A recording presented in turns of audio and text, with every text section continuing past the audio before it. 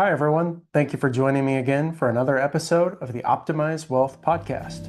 My name is Lance Norquest, investment advisor with Bellwether Wealth, and today we're focusing on what risk really means in 2026 and why volatility isn't the whole story. What does risk actually mean today?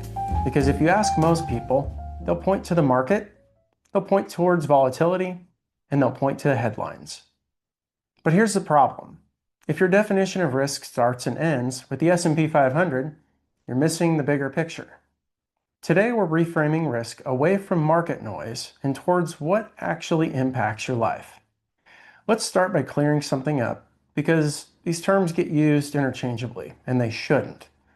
Volatility is movement. It's the ups and it's the downs.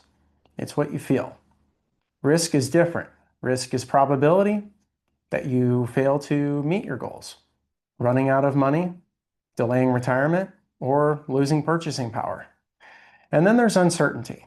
That's everything that we can't predict.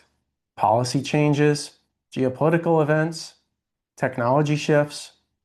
So here's the distinction. Volatility is uncomfortable, risk is consequential, and uncertainty is unavoidable.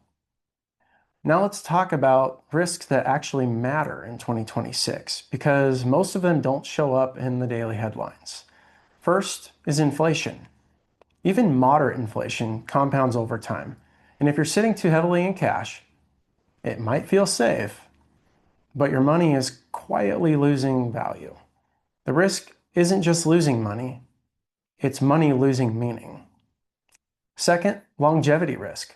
People are living longer than ever. Retirement isn't 10 to 15 years anymore.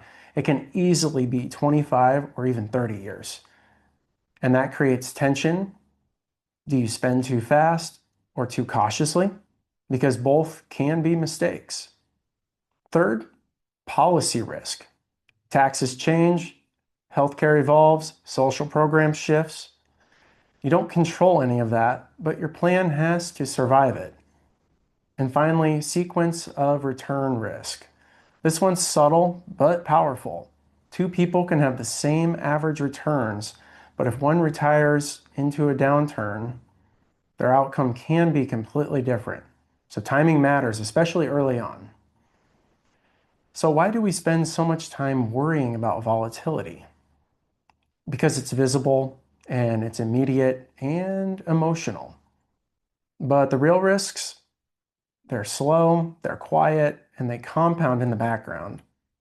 And here's the irony. Sometimes trying to avoid volatility actually increases your long-term risk. You sell during downturns, you stay too conservative for too long, and suddenly playing it safe becomes the riskiest strategy. So how could we think about risk instead? Start here. Not what's my risk tolerance, but what risks can I afford and which ones can I not?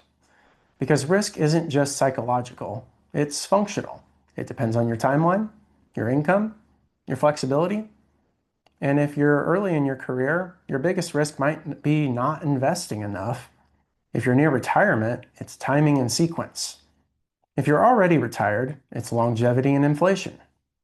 Your portfolio shouldn't just reflect on what you're comfortable with. It should reflect with what your life actually requires. Here's a simple way to pressure test your strategy by asking yourself 3 questions. What could actually derail my financial goals? What risks am I overreacting to, and which ones am I ignoring? And am I focused more on short-term noise or the long-term outcomes? Because good planning isn't about eliminating risk. That's impossible. It's about managing the right risks on purpose. So in 2026, the real question isn't how risky is the market? It's what risks actually matter for the life I want to live. So if you have any questions or would like to discuss how to better define risks in your portfolio and manage them appropriately, please reach out by calling our office at 402-476-8844 or by visiting our website at bellwetherwealth.com. That's all for today's episode. Thank you for watching. Again, my name is Lance Norquest with Bellwether Wealth, and we'll see you next time on the Optimize Wealth podcast.